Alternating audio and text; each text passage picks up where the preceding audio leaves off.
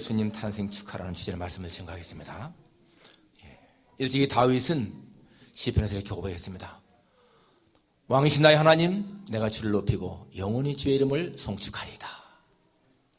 I will exalt you, my God, the King. I will praise your name forever and ever. 우리말로 하면 왕이신 나의 하나님, 내가 주를 높이고 영원히 주를 송축하리이다. 뭔가 좀 강조하는 게 없는 것 같은데 영어 보니까 I will exalt you. 당신을 높이겠다. My God, the King. 나의 하나님, 나의 왕이요. I will praise your name forever and ever. 내가 영원토록 찬양하겠다. 당신의 이름을. 여러분, 다윗의 순수한 신앙이 배어있는 그런 말씀이죠. 내가 영원토록 주를 찬양하겠다. 다윗은 시편 5편에서도 왕이신 나의 하나님이여, 내가 주께 부르짖사오니 나의 기도를 들으소서 라고 했습니다. 자신이 왕관을 쓴 왕이지만은 그러나 위에 되신 왕을 의식하면서 하나님만을 왕으로 고백한 그러한 다윗이었습니다. 다윗의 신앙이 정말 순수하고 아름다운 것은 항상 하나님을 왕으로 섬긴 그러한 모습 때문입니다. 고라다서는 시편 또 47편에서 이렇게 고백하죠.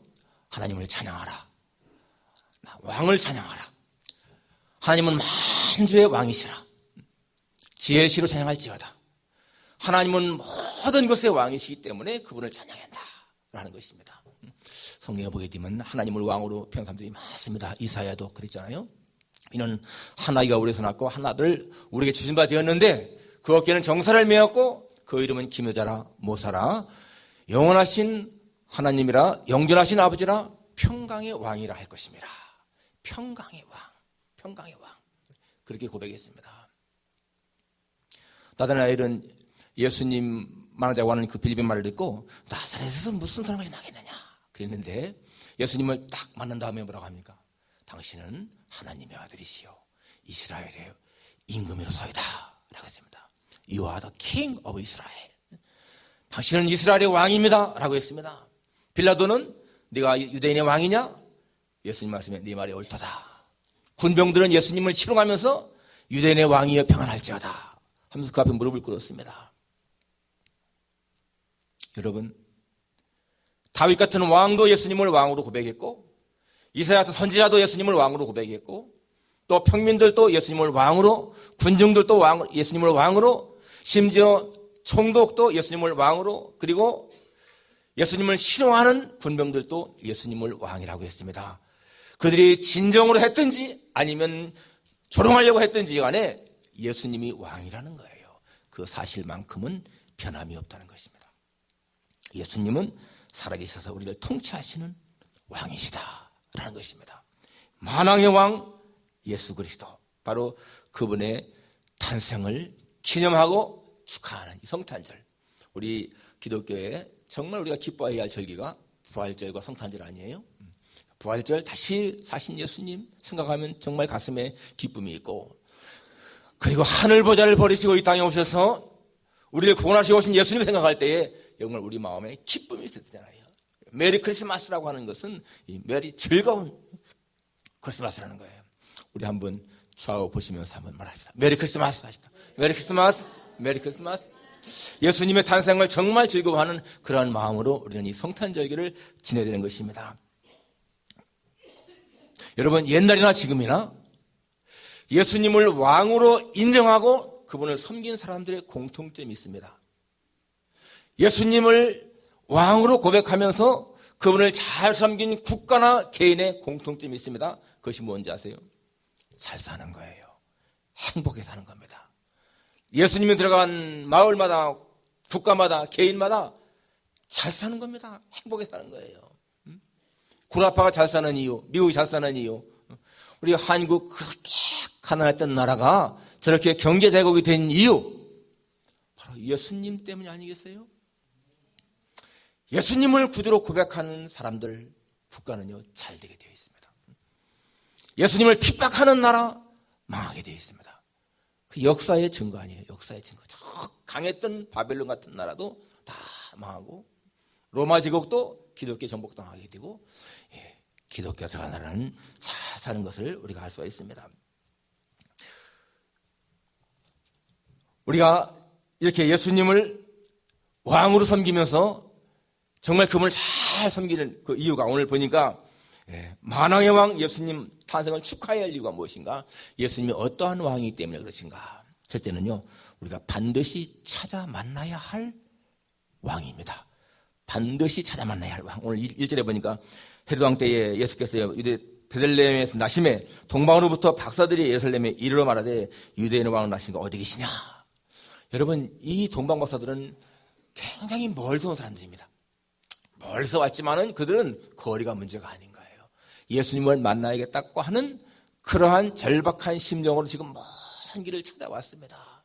여러분, 이렇게 예수님은 반드시 만나야 할 왕이라는 거예요. 여러분, 근데 그 당시에 예루살렘에는 하나님을 잘 믿는다고 하는 제사장들, 바리새인들, 장로들, 또 헤롯 왕 다 있었는데 그들은요, 예수님이 탄생한 것도 몰랐습니다.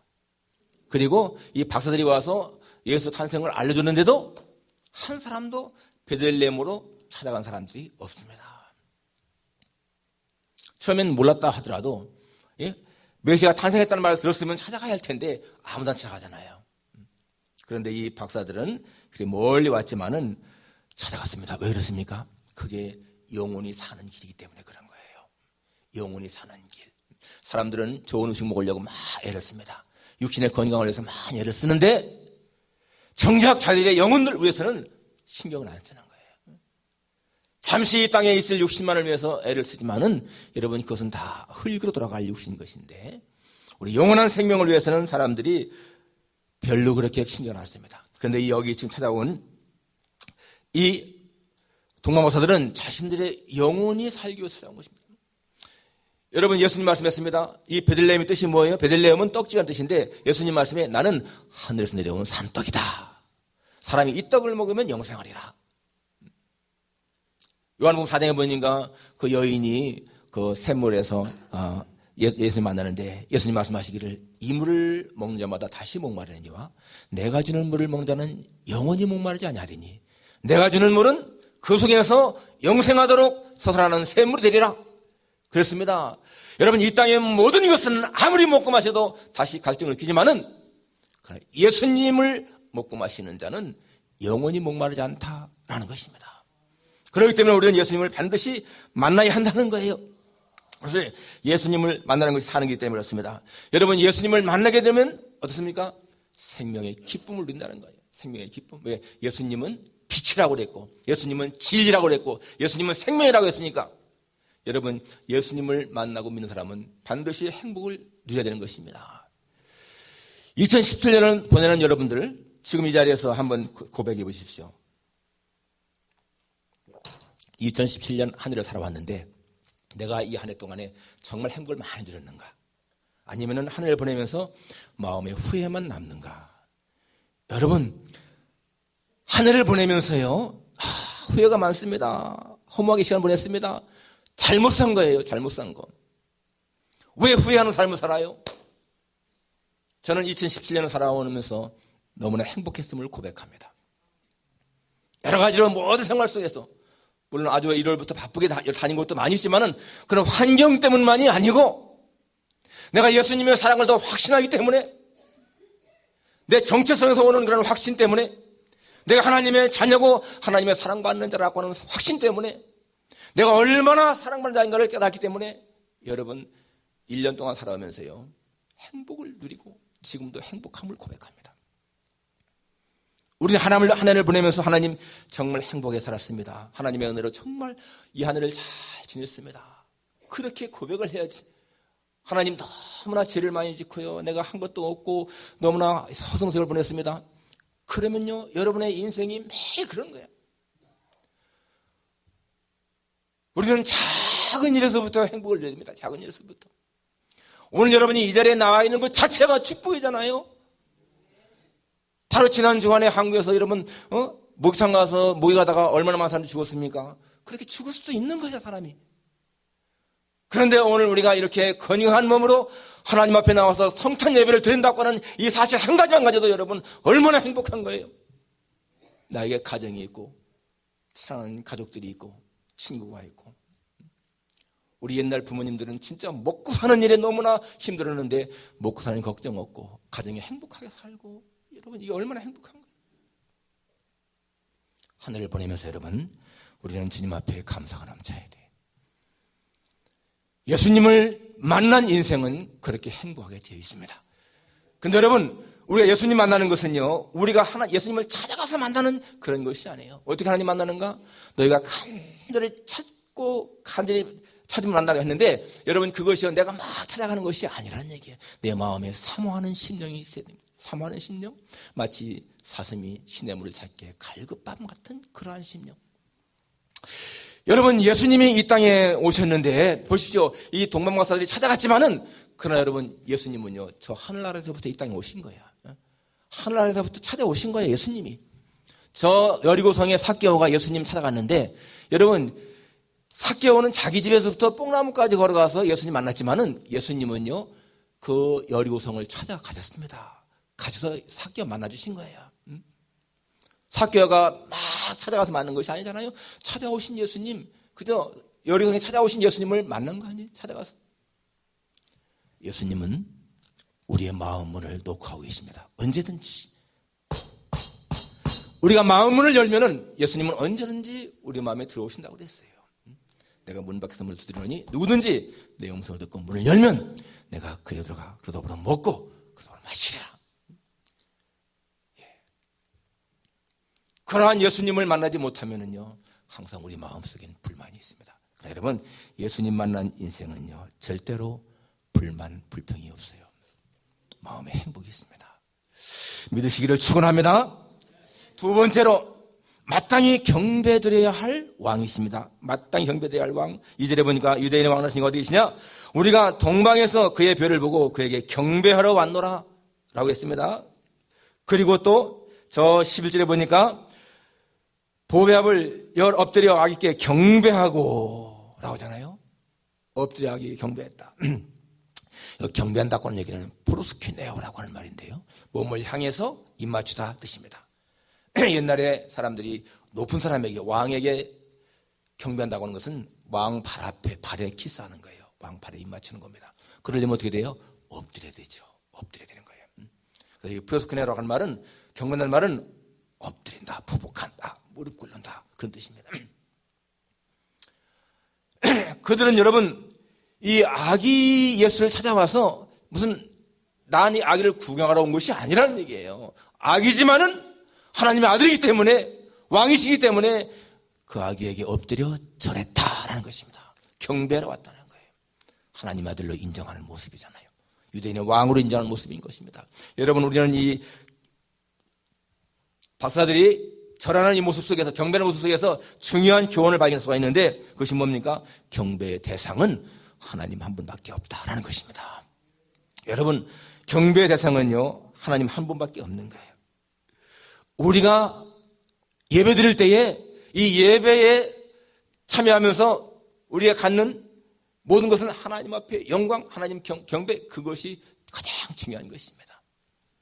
그런데 우리 예배자의 태도가 정말 중요한 것인데, 여러분, 현대 교회의 불행이 뭔가 하면은 이 예배가 사람을 기쁘게 하는 것으로 전락돼 버린 거예요. 사람을 기쁘게 해야 되니까 예배 시간도 짧아야 되고, 예배 시간이 기뻐야, 사람을 즐겁게 해야 되니까 무슨 연예인도 초청을 하고 말이죠.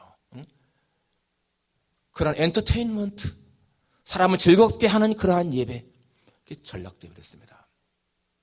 진짜 우리의 마음 중심이 하나님을 향해서 해야 되는데, 사람들이 예배를 통해서 내 욕구 충족, 내 소원의 충족, 내 마음의 충족, 그러한 것을 먼저 생각합니다.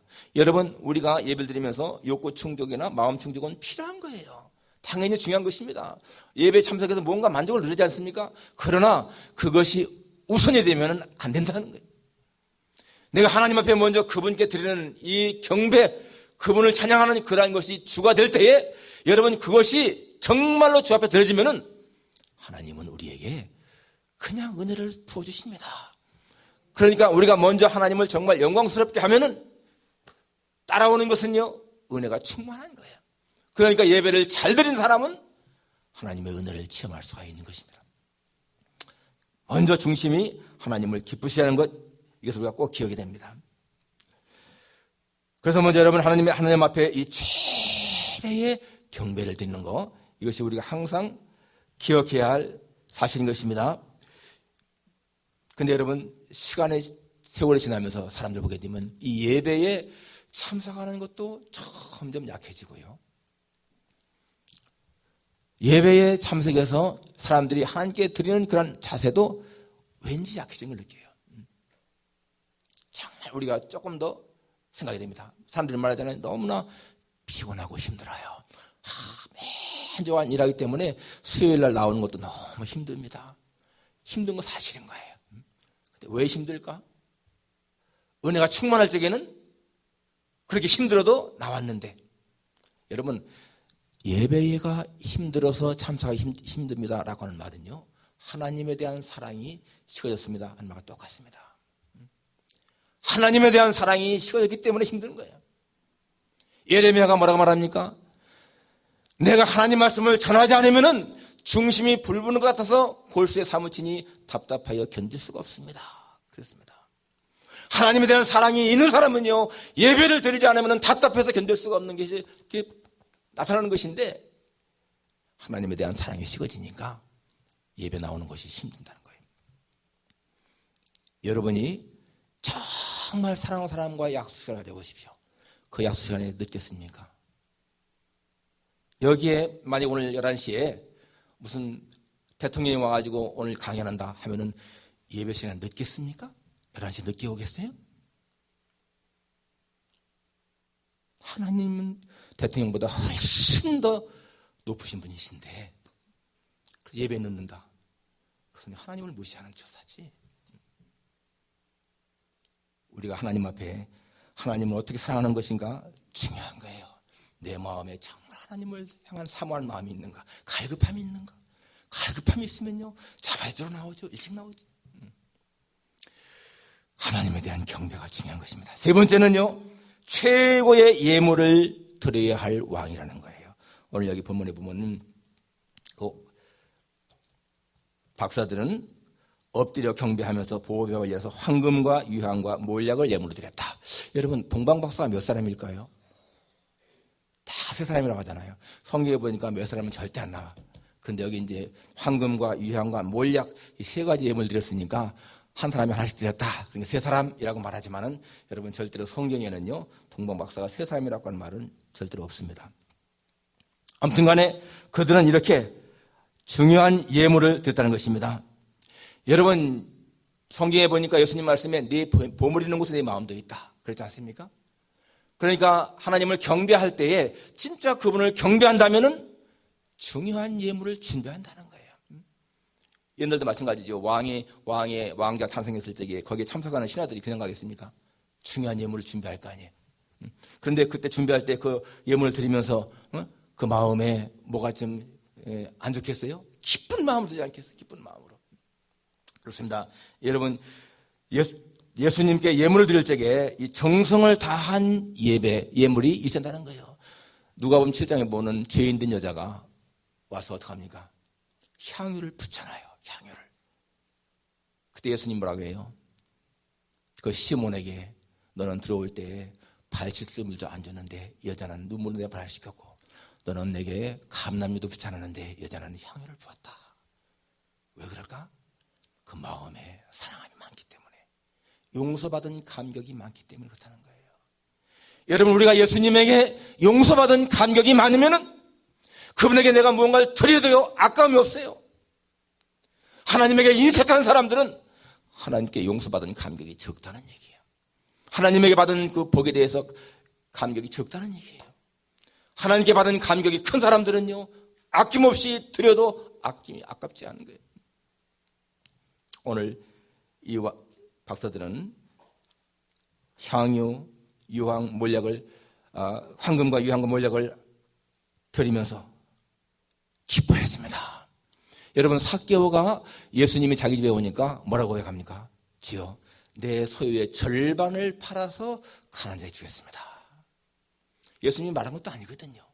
그런데 예수님을 만나고 나니까, 그 생명, 빛을 만나고 나니까 너무너무나 마음이 기쁘니까 자기의 소유 절반을 가난해 주겠다. 여러분, 이것은요 대단한 결단입니다. 자기 소유의 절반, 여러분이 가진 재산을 절반을 준다는 생각해 보세요.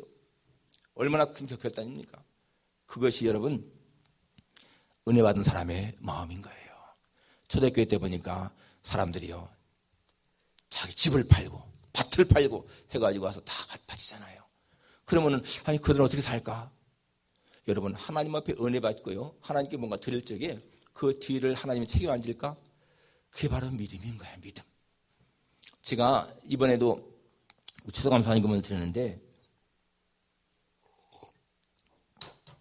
제가 4년 거를 이렇게 한번 비교해봤어요. 그러면서 제가 뭔가 좀 하나 이렇게 깨달은 게 있습니다. 2014, 15, 16, 17, 4년 동안에 저희 교회의 그 추수감사헌금이요. 2014년에는